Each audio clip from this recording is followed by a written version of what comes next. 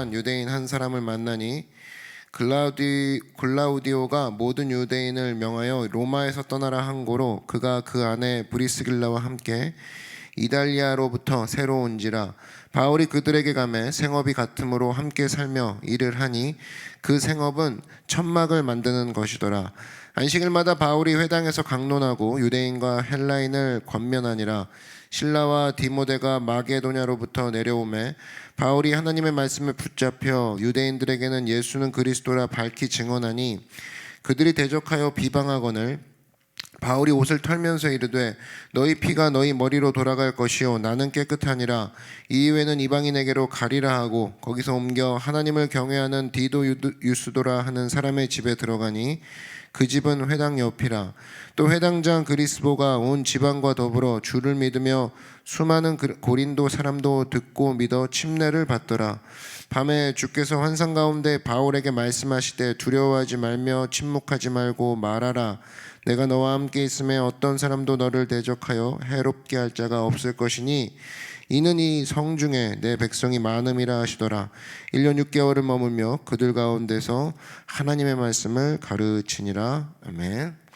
네, 오늘은 하나님이 우리 아버지신데 누구를 두려워하리요? 하나님이 우리 아버지신데 누구를 두려워하리요? 라는 제목으로 하나님 말씀 증거하도록 하겠습니다. 여러분, 힘이 있어야 삽니다. 힘이 있어야 살 수가 있습니다. 어디서 힘을 얻는가, 그것을 점검하는 게 중요한데, 오늘 18장 고린도 사역입니다. 고린도는 힘든 지역입니다. 왜 힘드냐? 이 그리스 남부 쪽에 위치한 게 고린도고요. 우리 펠로폰네소스 남부 쪽이죠. 근데 이렇게 얘기하면은 뭐 새벽부터 알 리가 없습니다. 도대체 어디 붙어 있는 땅인지. 그냥 이렇게 생각하면 됩니다. 고린도 그러면 그냥 상업과 무역이 너무나 발달돼서 하루 종일 유행하는 문화와 유행하는 그 물자 이런 것들이 풍부한, 그래서 타락하기가 쉽고, 고린도 여자 그러면은 그 당시에 창기라는 말로 대신할 정도로, 그런 상용어로 쓸 정도로 굉장히 타락한 도시가 고린도였다. 그 정도면 알겠죠. 그 고린도에 사도 바울이 도착해서 사역을 펼칩니다.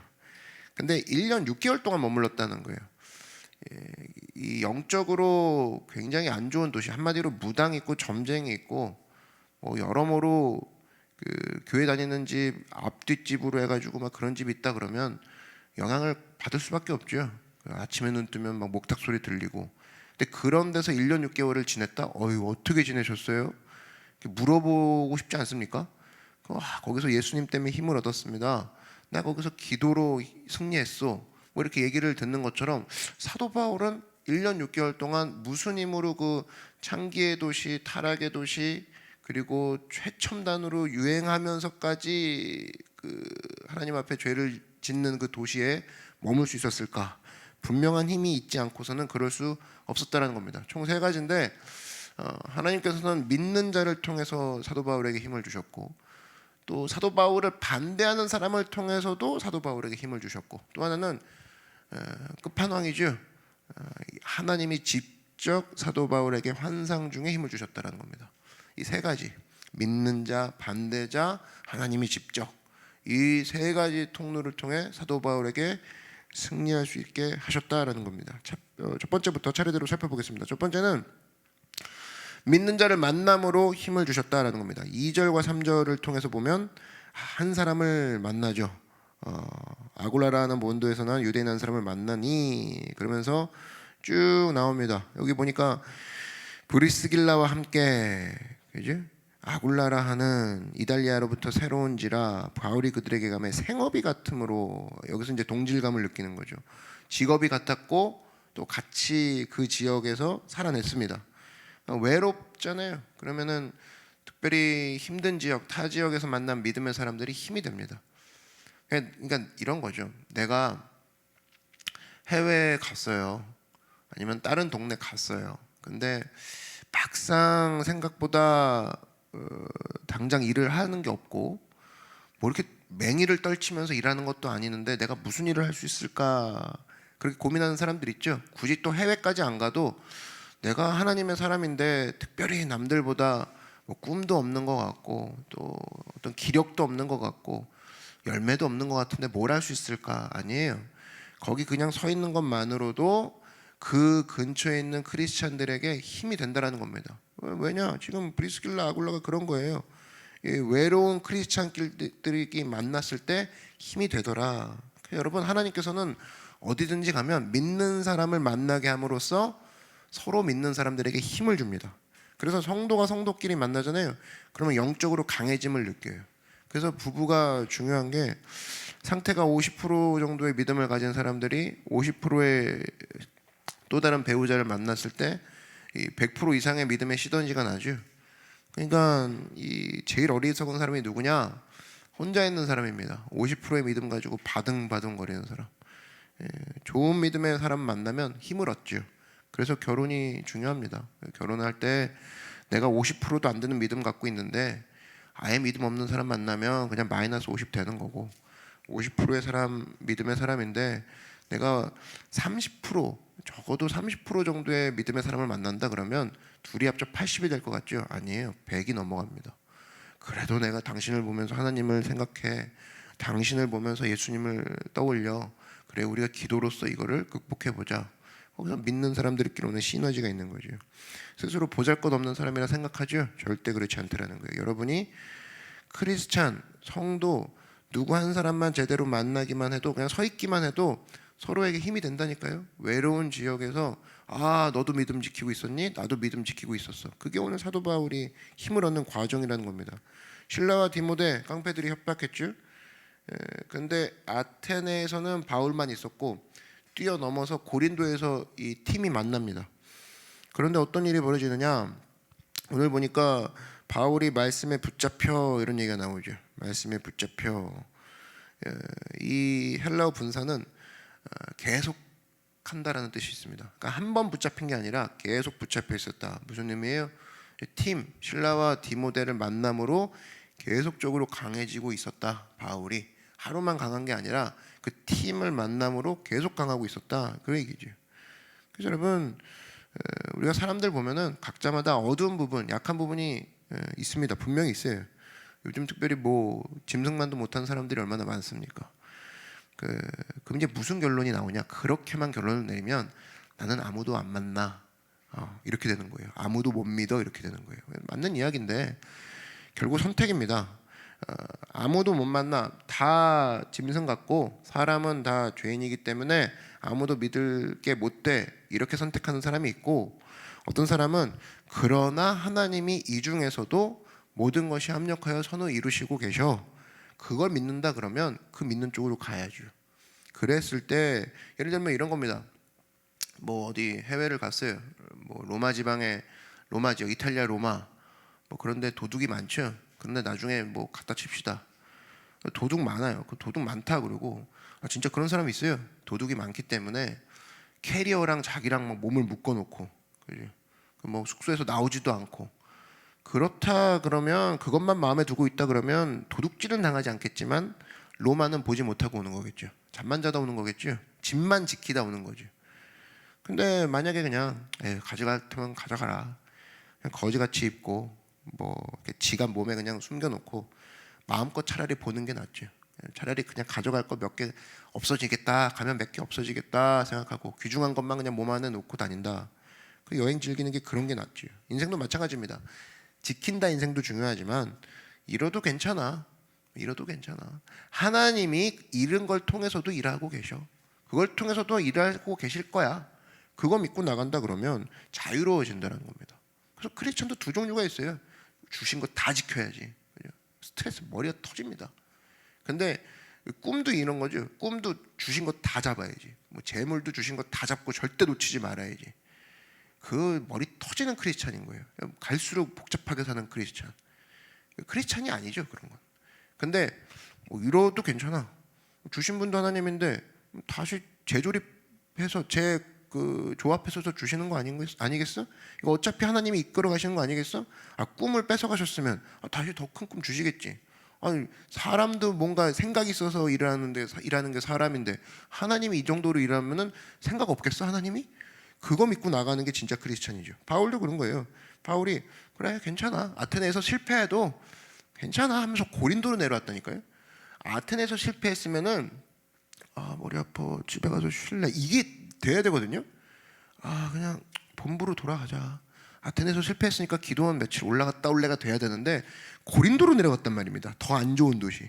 브리스길라 부분 마찬가지예요. 지금 글라우디오 황제가 쫓아내서 로마에 있다가 그냥 덩달아 그냥 아무것도 없이 살림살이에 아무것도 안 갖고 그냥 고린도라는 더 나쁜 도시로 온 거예요. 근데 어떤 마음으로 온 거예요?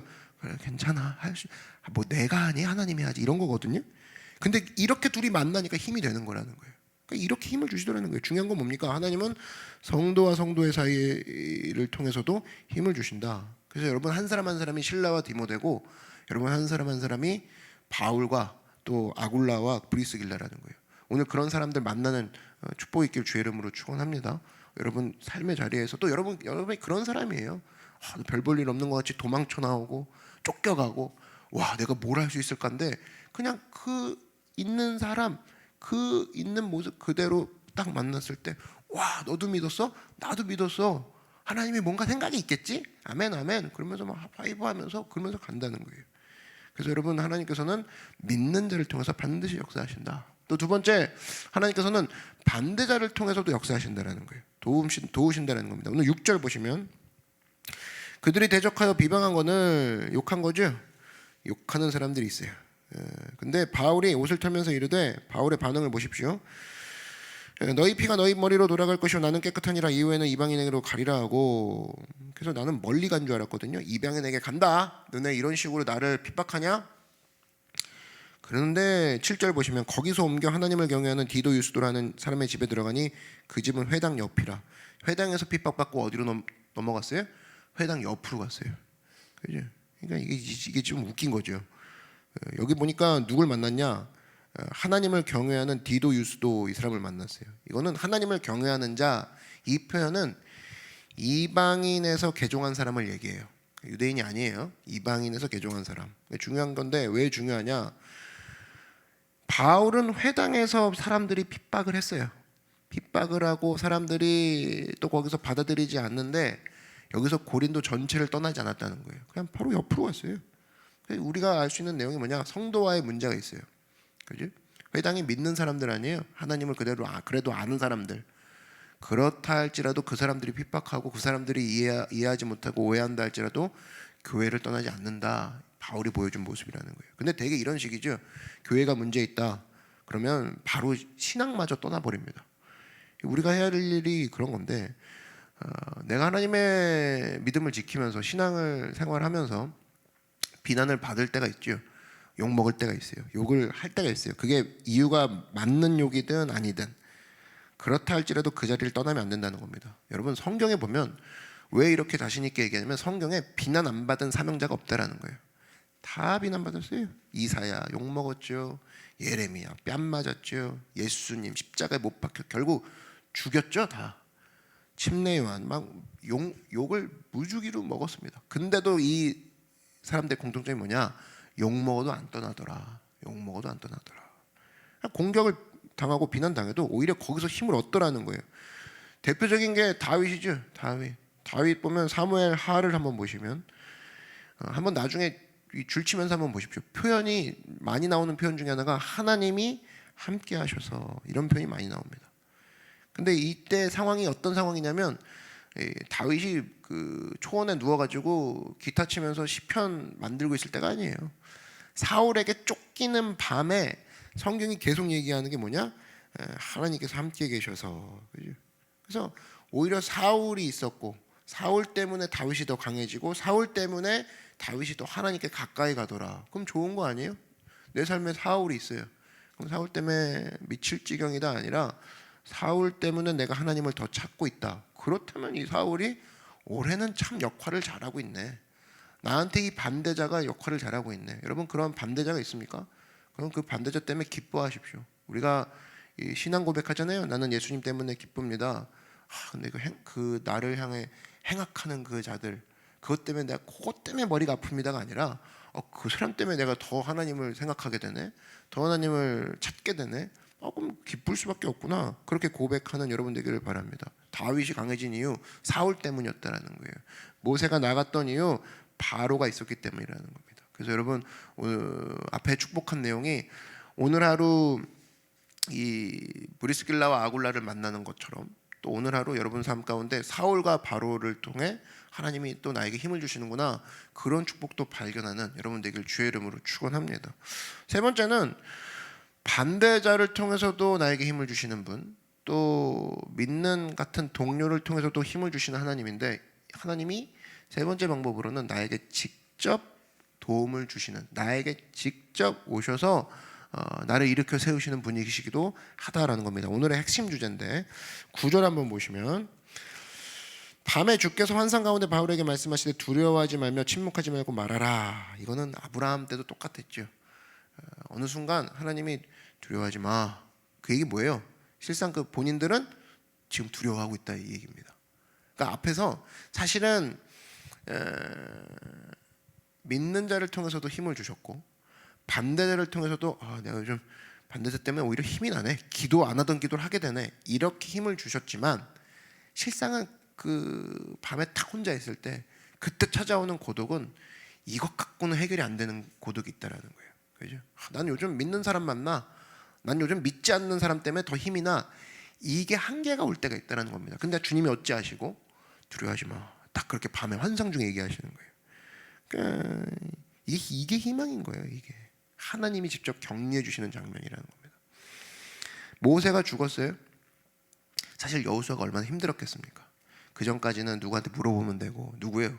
모세한테 물어보면 되고, 또 무슨 일이 일어나면 모세가 책임지면 되고. 근데 모세가 없어졌어요.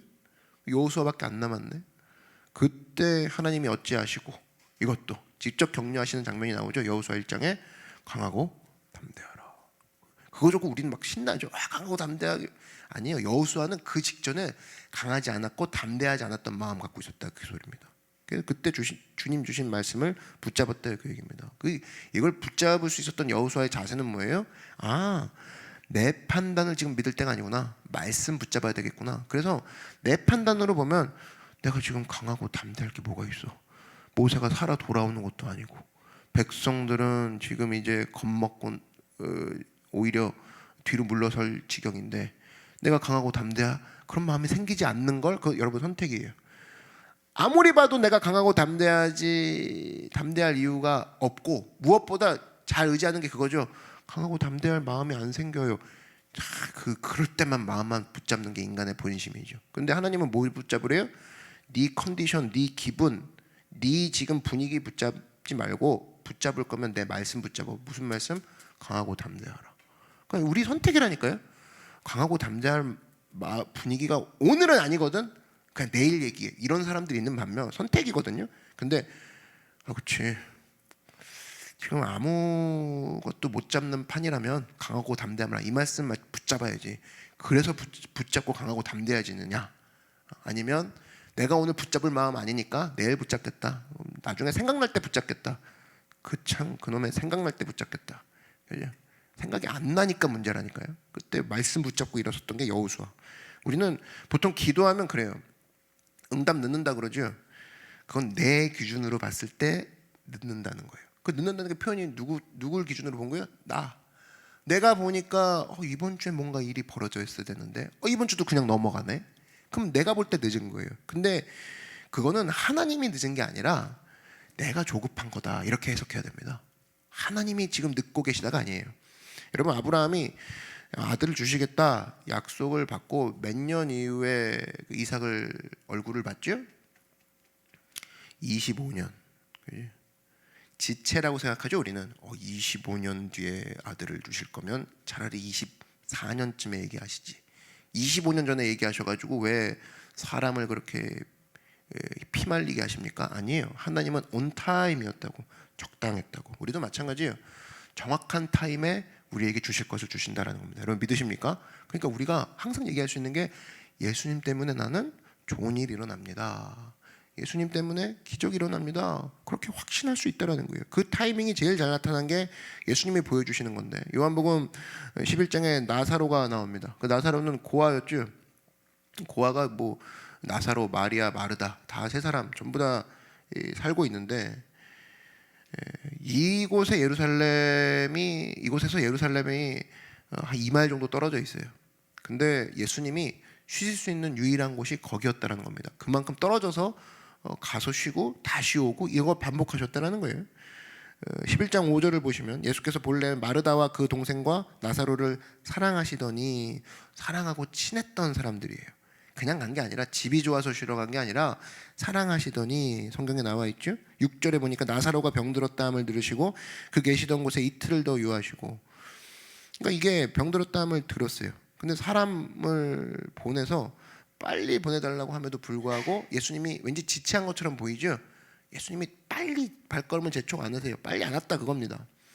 우리도 이럴 때 있죠. 내가 필요할 땐 예수님이 안 오세요. 안 계신 것 같은 느낌이 와요. 그때 당황합니다. 급할 때는 오히려 안 오시고, 자꾸 내가 뭔가 하려고 그러면 그때 오셔가지고 자꾸 얘기 거시고. 근데 여기서 이틀을 더 유하시고 이렇게 나오는데, 이 이틀이 의미가 있을까요? 없을까요? 예수님이 아무 생각 없이 이틀을 더 유했을까요? 야, 시계를 잘못 맞춰놨다. 아니, 내가 좀 머리가 좀 아파서 그래. 내가 좀 요즘 기운이 딸려서 그래. 하루만 더 있다 가자. 그게 아니라 이 최선의 타이밍을 붙잡았다는 겁니다. 예수님이 최선의 타이밍을 몰랐을까요? 알았죠. 사랑하는 자가 지금 병들었다는데, 사랑하시더니 병들었다함을 들으시고 한 게 뭐냐? 이틀을 더 유하셨다는 거예요. 이때 두 가지를 붙잡아야 되는데, 첫 번째 뭐냐? 예수님의 관점을 가져야 되고, 그때가 바로 기회의 시간이다. 이걸 우리가 붙잡아야 된다는 거예요. 이 신앙은 바로 뭐냐면 눈이 바뀌는 게 신앙이거든요. 시각이 바뀌는 게 신앙인 겁니다. 나사로가 죽을 병에 걸렸어요. 근데 4절을 보시면 예수님의 해석이에요. 예수께서 들으시고 이르시되 이 병은 죽을 병이 아니라 하나님의 영광을 위함이요 하나님의 아들이 이로 말미암아 영광을 받게 하려 함이라 하시더라. 이 병 죽을 병 아니야, 영광이야. 그러면서 그 뒤 이야기가 재밌습니다. 나사로도 영광 받을 것이고 누구도 영광 받을 것이다. 나도 영광 받을 거야. 그래서 이건 하나님의 일이야. 그런 얘기를 해요. 그래서 제가 생각할 때 이게 여러분이 기도 응답을 할 때, 기도 응답을 받을 때 왜 이렇게 기도 응답이 늦지? 그 얘기는 나만 영광 주시려고 하는 게 아니라 여러 사람을 영광 받게 하시려고 하나님이 타이밍을 조절하고 계시는구나. 그렇게 생각하면 맞다라는 거예요. 여러분, 신앙은 뭐예요? 예수님의 관점을 갖는 거죠.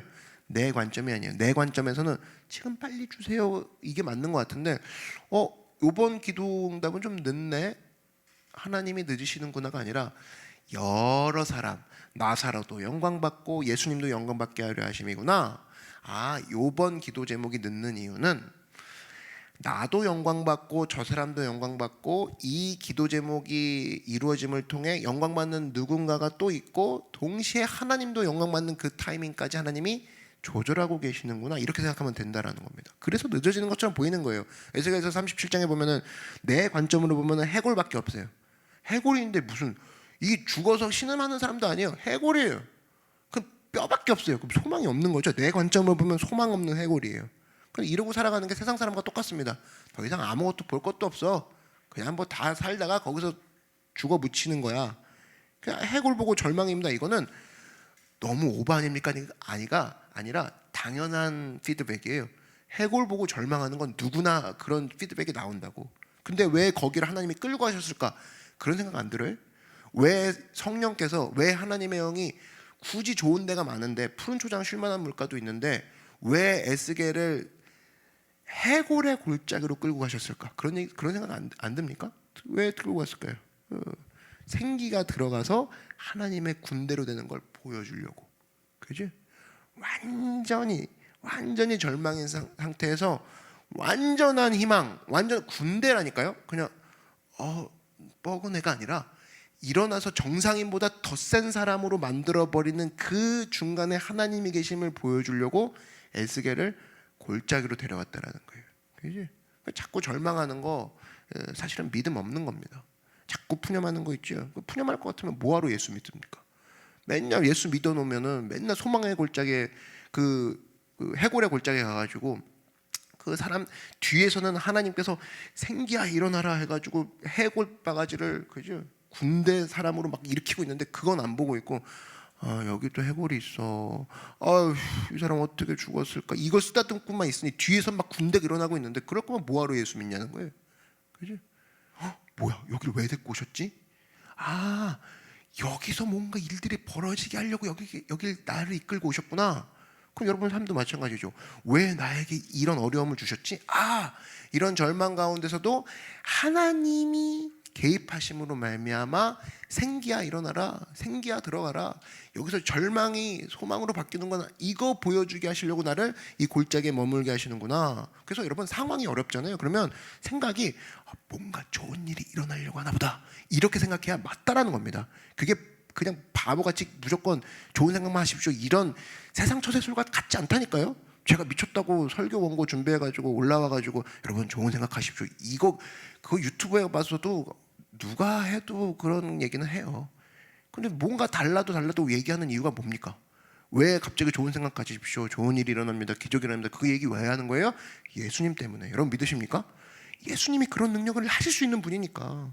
그래서 여러분 이런 건 성경을 읽을 때 굉장히 중요합니다. 성경 읽을 때 어떻게 해요? 묵상할 때 똑같은 상황이구나, 이 성경 읽을 때 관점이 중요한데, 아, 오늘은 내가 사도행전 18장 읽었어가 아니라 나랑 똑같은 상황이네. 첫 번째, 나 같으면 어떻게 할까? 이게 있어야 되고, 두 번째는 하나님은 어떻게 보실까? 이 방법이 있어야 돼요. 이 두 가지 관점이 같이 있어야 돼요. 그 다음에 세 번째가 뭐냐면 적용인데, 그렇다면 내 시각을 하나님 시각으로 바꿔야지. 보통 이게 분석적인 큐티에 좀 우리가 익숙해져 있어가지고, 그럼 넌 뭘 바꿨으면 좋겠니? 그럼 맨날 하는 얘기가 뭐 저는 이 부분을 좀 바꿨으면 좋겠습니다. 그리고 끝나요. 아니에요. 이 부분을 바꾸게 하시는 그 예수님을 믿습니다까지 가야죠. 바꾸고 계십니다.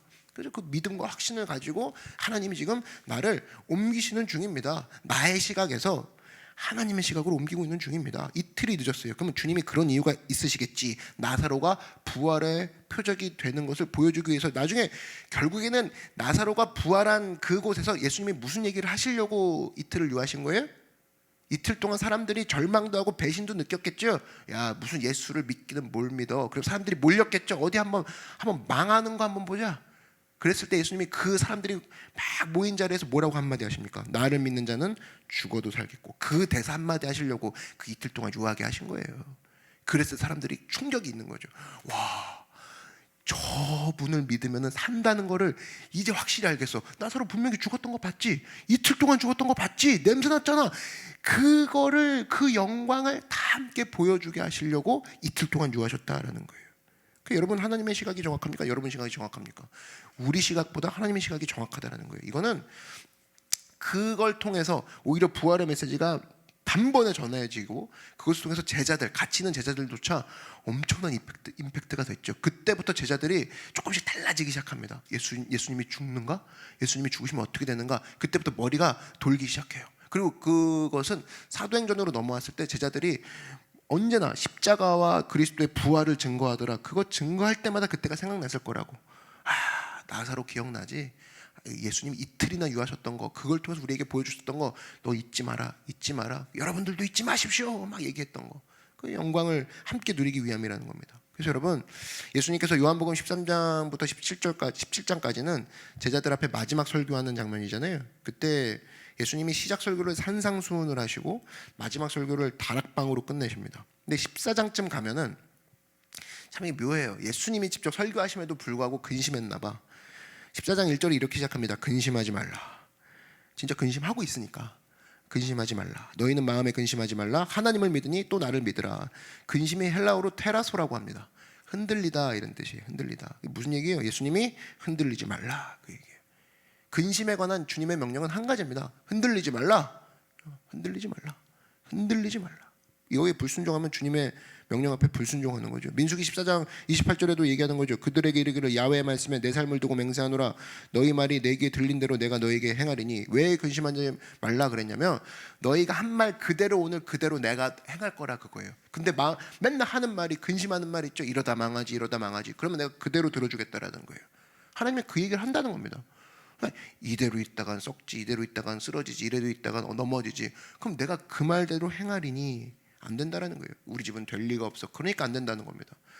내 인생은 될 리가 없지. 언제 피나 내 인생은 아무리 봐도 기회가 없는 거. 이러다 죽겠지. 그냥 예수 믿다 이러다 죽겠습니다. 그럼 진짜 그러다 죽게 만들겠다 그 얘기예요. 그러니까 좋은 말, 긍정적인 말, 창조적인 말이 왜 중요하냐? 여기 나오잖아요. 내게 들린 대로 내가 너에게 행하리니. 그래서 레위기의 마지막 결론도 보고 신명기 마지막 결론도 보면은 모든 일은 하나님께 속했다. 이것을 계속 강조하고 있습니다. 네가 결정하는 게 아니라 하나님이 결정하는 거. 그거를 이스라엘 백성들아 기억하라. 그 신명기 32장 39절에 이제는 나 곧 내가 그인 줄 알라. 나 외에는 신이 없도다. 나는 죽이기도 하며 살리기도 하며 상하게도 하며 낫게도 하나니 내 손에서 능히 빼앗을 자가 없도다. 너 어떤 걸 구할래? 그거예요. 나는 상하게도 하고 썩게도 하고 살리기도 하고 죽이기도 하는 하나님이야. 넌 어떤 거 지금 구하고 있니? 이러다 죽겠죠. 내 말에 네 말 내가 들은 대로 행하리라. 이렇게 된다라니까요. 그러니까 여러분 잊지 마십시오. 하나님, 이 얘기는 하나님이 겁준다가 아니라 하나님이 최종 결정권자니까 너는 누구를 선택할 것이냐 이거를 얘기하고 있는 거예요. 네 말에 네 혀의 권세를 의지할래? 네 위에 계신 하나님을 의지할래? 그래서 최종 결정권자가 너와 함께 있으니 우리 아버지가 하나님이니 너 자꾸 두려워하지 마. 절망하지 마. 왜 쓸데없이 너 혼자 포기해? 하나님 믿고 일어나. 그 얘기한다는 거예요. 오늘 바울이 그거 믿은 거죠. 10절 보십시오. 18장 10절. 내가 너와 함께 있음에. 이거 하나님이 직접 얘기한 거예요. 바울이 고백한 게 아니라고 주님이 나와 함께 하고 계시지가 아니라 내가 너와 함께 있음에. 하나님의 지적 화법이라고. 오늘 말씀 정리합니다. 하나님이 우리에게 힘 주시는 방법 만남을 통해서 일하세요. 그래서 여러분 한 사람 한 사람 소중한 사람이 한 사람 한 사람 모두 다 귀중한 사람이에요. 내가 바로 브리스길라고 내가 바로 아굴라예요. 또 두 번째는 반대자. 걱정 마십시오. 여러분 앞에 반대자 있죠? 그러니까 마음 그냥 그 열받게 하는 사람들, 열받게 하는 환경들, 그게 오히려 여러분들을 강하게 만들고 있는 중이라는 겁니다. 세 번째 결정적 한마디. 오늘 내가 너와 함께 있음에. 저를 따라 말씀해 주십시오. 내가 너와 함께 있음에. 그게 하나님의 우리를 도우시는 방법이라는 겁니다. 이 시간 함께 기도하겠습니다. 기도하실 때 하나님 힘의 공급을 주십시오. 믿는 자를 만나는 걸 통해서 또 반대자를 통해서 또 겸손히 하나님만 의지하여서 하나님이 나와 함께 있음에 내가 이것 때문에 무엇을 두려워하리요? 오늘도 주님 앞에서 내가 구하고 찾고 두드려서 얻고 그 가운데 승리하는 우리가 되게 해달라고 우리 주님의 이름 한 번 부르고 다 같이 간구하며 나아가겠습니다. 주여.